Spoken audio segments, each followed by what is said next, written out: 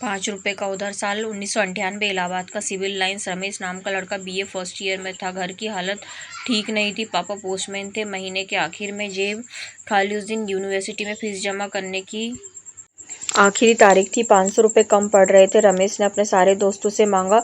किसी ने बहाना बनाया, किसी ने मना कर दिया। थक हार कर वो लाइब्रेरी के बाहर बेंच पर बैठ गया। आंखें भर आई थी। तभी बगल में एक चाय वाला बैठा। नाम था बंसी। उम्र 50 के पार। मैली सी बनियान, पैर में हवाई चप्पल। उसने रमेश को देखा और बोला, बाबू काहे रो रहे हो? रमेश ने शर्माते हुए सब बता दिया। बंसी चुपचाप सुनता रहा। फिर अपनी धोती की पोटली खोली। उसमें से ₹5 का एक मुड़ा तुड़ा नोट निकाला और रमेश की तरफ बढ़ा दिया। बोला, बाबू मेरे पास बस यही है। चाय बेचकर दिन के ₹20 कमाता हूँ। 15 घर चला जाता है। ये 5 रख ले। छोटा है पर उधार समझ के रख ले। जब बड़ा आदमी बन जाए तो लौटा देना। रमेश हैरान था। ₹5 से क्या होता बस।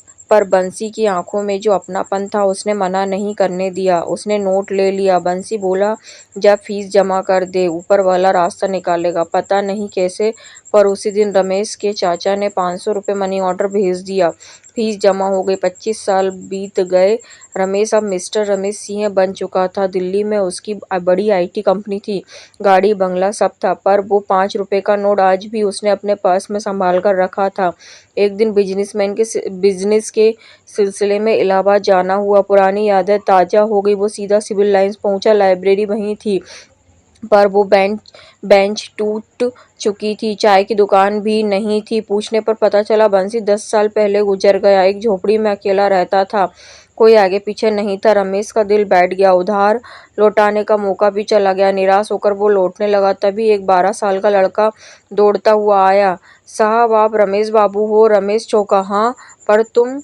लड़के ने एक पुराना जूता का डिब्बा दिया। दादा मरने से पहले बोले थे, अगर कभी सूट बूट वाला कोई रमेश बाबू चाय की दुकान पूछे तो ये दे देना। बोले थे उसका ₹5 का उधार बाकी है। रमेश ने कांपते हाथों से डिब्बा खोला। अंदर एक फटी हुई कॉपी थी। पहले पन्ने पर लिखा था, रमेश बाबू के नाम ₹5 का हिसाब। अंदर बंसी के हाथ से लिखी तारीखें थीं। 12 जुलाई 2001। आज रमेश बाबू का नाम अखबार में देखा। इंजीनियर बन गया। मेरा ₹5 सफल हो गया। उधार वसूल। 15 अगस्त 2010। टीवी पर रमेश बाबू को अवार्ड मिला। मिठाई तो नहीं खिला पाया पर चाय वालों में लड्डू बांटे। ₹5 का ब्याज। आखिरी पन्ना। बेटा तू लौटाने आएगा मुझे पता है, पर मेरा उधार कब का चुक गया। बस एक विनती, अगर कभी कोई बच्चा तेरे पास ₹5 के लिए रोता मिले तो मना मत करना। समझना बंसी ने भेजा, यही मेरा ब्याज होगा। डिब्बे के नीचे ₹5 का वही पुराना मुड़ा तुड़ा नोट था। साथ में एक नई 500 की नोट। पर्ची पर लिखा था, ब्याज के साथ लौटा रहा हूँ। रमेश फूट फूट कर रो पड़ा। सड़क पर ही लोग तमाशा देखने लगे पर उसे फर्क नहीं पड़ा। आज वो समझा था कि ₹5 का वजन 5 करोड़ से ज्यादा होता है अगर वो सही वक्त पर मिले। उसी दिन रमेश ने बंसी चाय फाउंडेशन शुरू किया।